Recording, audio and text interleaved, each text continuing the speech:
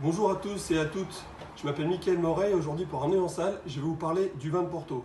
C'est un grand vin qui a une histoire, une identité et j'ai vraiment envie de vous faire partager ce vin qui est pour moi exceptionnel.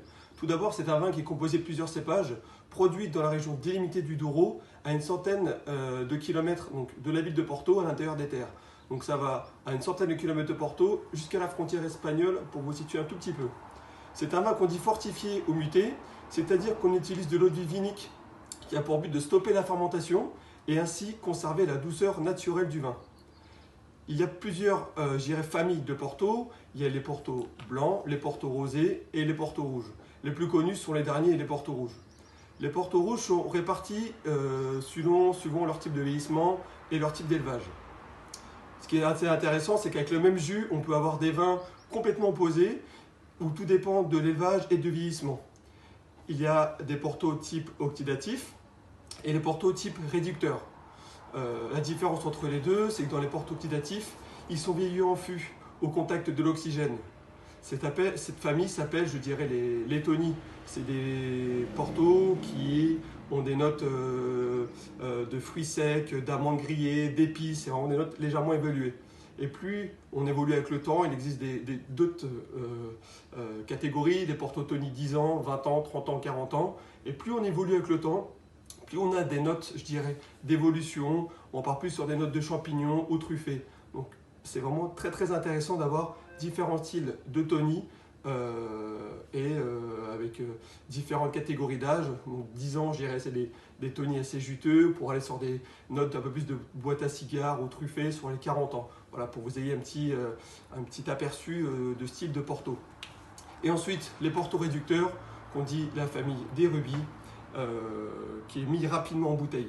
Donc c'est des Porto qui sont vieillis, mis rapidement en bouteille pour garder leur concentration et leurs fruits. Il existe dans cette catégorie-là plusieurs vins, les rubis, les LBV et les vintage. Le vintage, je dirais pour moi, c'est le fleuron du Porto, c'est le roi du Porto, qui est produit que dans des années exceptionnelles. Ce sont des vins de race, de structure, qui peuvent vieillir plus de 50 à 100 ans dans des années exceptionnelles. Des années comme 63 ou maintenant 2017, ça donne des vins vraiment structurés, riches et vraiment avec beaucoup de puissance et de fraîcheur. Plus on évolue avec le temps, pareil que sur les vins oxydatifs, plus on aura des notes un peu plus évolutives. Là, actuellement, le Porto, pour vous donner un petit exemple, le Porto Vintage 2017 a été élu classé en Vintage 2017 exceptionnel.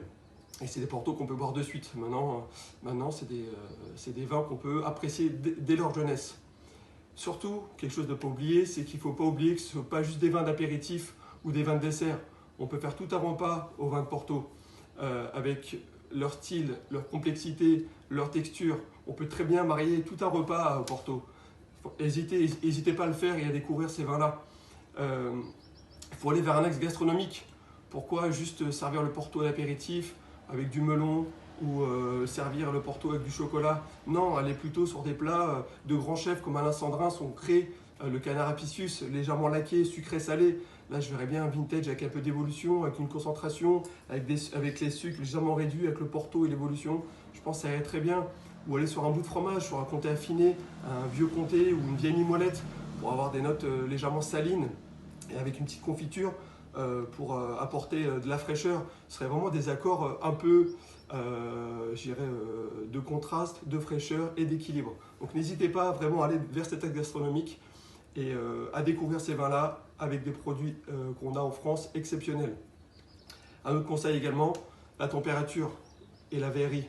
Servez les vins de Porto dans des verres à vin un peu évasés, ne les servez pas dans les petits verres. Servez-les à bonne température. Moi, je les sers entre 12 et 13 degrés pour casser la puissance et du vin et apporter un peu plus de fraîcheur et de douceur et d'onctuosité.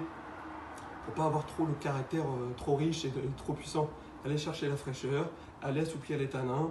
Après les blancs et le rosé, c'est bien aussi de les servir peut-être un peu plus frais pour garder vraiment le côté tranchant, vif, plaisir immédiat. Voilà, en tout cas, j'espère que je vous ai fait un bel aperçu des vins de Porto. Sinon, prenez soin de vous et faites attention à vous. Voilà, j'espère à très bientôt. Au revoir.